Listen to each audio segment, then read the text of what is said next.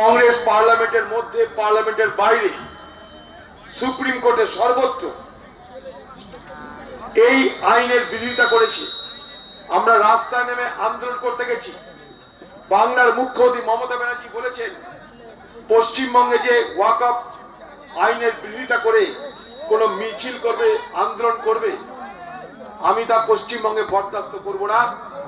ওয়াকফের বিরোধিতা করতে গেলে পশ্চিমবঙ্গে আমার থেকে কেউ বড় শত্রু তোমাদের হবে না। বক্তব্য কার? মমতা ব্যানার্জি।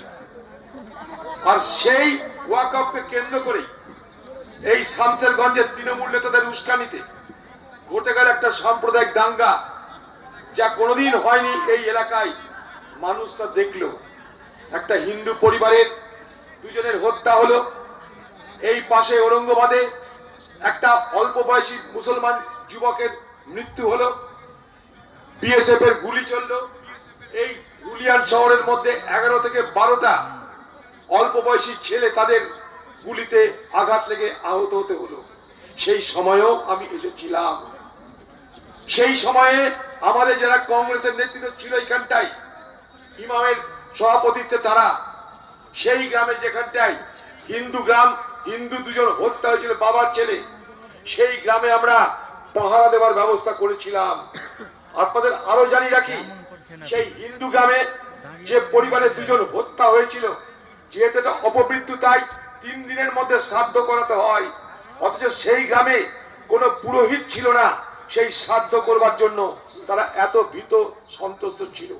আমি নিজেই বহরমপুরে ফিরে গিয়ে সেখান থেকে তাদের সহযোগিতা করার জন্য সব রকমের ব্যবস্থা করেছিলাম। সেই সময় আমার মনে আছে, আমাদের ভাই ফিরদৌস, সে অনেক সহযোগিতা করেছিল এই দাঙ্গার সময় মানুষের পাশে দাঁড়ানোর জন্য। আমার আজও মনে আছে। ফিরদৌস, বাবলু, আমরা সবাই মিলে, ইমাম, যারা যারা এখানটায় নেতৃত্বে আছে, সানি, সবাই মিলে আমরা এই দাঙ্গা থামানোর এবং শান্তি শৃঙ্খলা ফিরিয়ে আনার জন্য চেষ্টা করেছিলাম। বিচার হয়েছে, সাজা হয়েছে। সাজা সঠিক না বেঠিক আমরা জানি না, কিন্তু সব থেকে বড় লক্ষ্য করতে হবে আমাদের, তাহলে ধুলিয়ান যেন আবার আগের ধুলিয়ানে রূপান্তরিত হয়। এটাই আমাদের একটাই চাওয়া পাওয়া। ভালো লাগছে আজকে যে সেই ধুলিয়ানের সেই বিষাক্ত বাতাবরণকে পার করে এখানকার হিন্দু মুসলমান আবার সবাই এক জায়গায় এসে তাদের জীবনযাত্রা পরিচালনা করছে। এটা অত্যন্ত আনন্দের, এটা অত্যন্ত আনন্দের, সুখে আমরা সব ভুলে যেতে চাই। আমাদের তিক্ত অভিজ্ঞতাকে সামনে রেখে সবাইকে বুঝতে হবে যে আমাদের সকলের ভালো লাগার মধ্যেই সকলের ভালো লাগা। আমি যদি মনে করি আমি ভালো থাকবো আর সবাই খারাপ থাকবে, তাহলে তা কখনো হতে পারে না। আমরা চাই না কেউ মারা যাক, কেউ হত্যা হোক, সে হিন্দু হোক বা মুসলমান হোক। আর তাদের সেই হত্যা হয়ে যাওয়া পরিবার, যারা তাদের সবকিছু হারিয়েছে, তাদেরকে সান্ত্বনা দেওয়ার জন্য কেউ টাকা নিয়ে হাজির হোক, আমরা এই দৃশ্য দেখতে চাই না। সারা মুর্শিদাবাদের মানুষ, সারা মুর্শিদাবাদের হিন্দু মুসলমান, আমরা সবাই মিলেমিশে বড় হয়েছি। আমরা সবাই মিলেমিশে থাকতে চাই। এই আকাঙ্ক্ষা নিয়ে আমরা আগামী দিনে মুর্শিদাবাদে রাজনীতি করতে চাই। কংগ্রেস হারতে পারে, জিততে পারে, কিন্তু কংগ্রেস কখনো বিভাজনের রাজনীতি করে ভোট করতে পারে না। আপনারা দেখলেন আমাকে হারানোর জন্য বহরমপুর লোকসভায় একটা গুজরাট থেকে একজন বিখ্যাত ব্যক্তিকে নিয়ে আসা হলো। সেখানে প্রচার করা হলো, এতদিন তোমরা দাদাকে ভোট দিয়েছো, এবার ভাইকে ভোট দাও। দাদা মানে কে? হিন্দু। ভাই মানে কে? মুসলমান।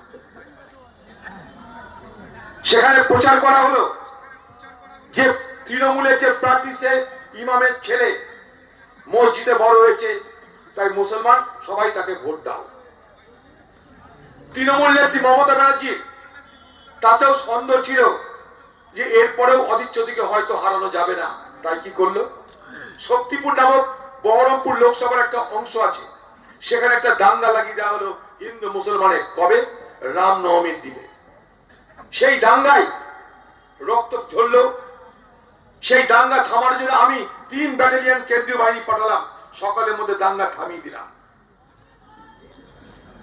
পরে প্রচার হলো কি, তৃণমূলের নিজের দলের এমএলএ সে ভাষণ দিচ্ছে মুর্শিদাবাদে 70 ভাগ মুসলমান, 30 ভাগ হিন্দু। যদি মুসলমান মনে করে সব হিন্দুকে মেরে গঙ্গায় ভাসিয়ে দিতে পারে, সেই ভিডিওটা নিয়ে তৃণমূলের এই যে আইপ্যাক নামক যে সংস্থান যাদেরকে তাড়িয়ে বেড়াচ্ছে, এই আইপ্যাক হিন্দু গ্রামে গ্রামে গিয়ে প্রচার করলো, দেখছো তো সব মুসলমানরা এক হয়ে যাচ্ছে, তোমাদেরকে হত্যা করবো বলছে। হিন্দু, দেরি না করে তোমরা বিজেপি কে ভোট দাও, বিজেপি তোমাদের বাঁচাবে, হিন্দু সব ঐক্যবদ্ধ হও। কে প্রচার করলো? তৃণমূল। কার মাধ্যমে? আইপ্যাকের মাধ্যমে। কোথায়? হিন্দু গ্রামে। কেন? বিজেপির ভোট বাড়ানোর জন্য। লক্ষ্য অধীর চৌধুরীকে হারাতে হবে। মুসলমান আমাকে ভোট দিল ভরপুর, হিন্দু এলাকায় আমার পরাজয় ঘটলো। যে বিজেপি 2019 সালে 1,43,000 ভোট পেয়েছিল, সেই বিজেপি 4.5 লক্ষ ভোট পেয়ে গেল, আর অধীর চৌধুরী হারলো। ঠিক আছে, আমার হারা জিতাটা বড় কথা নয়, কিন্তু মুর্শিদাবাদে শুধু নয়,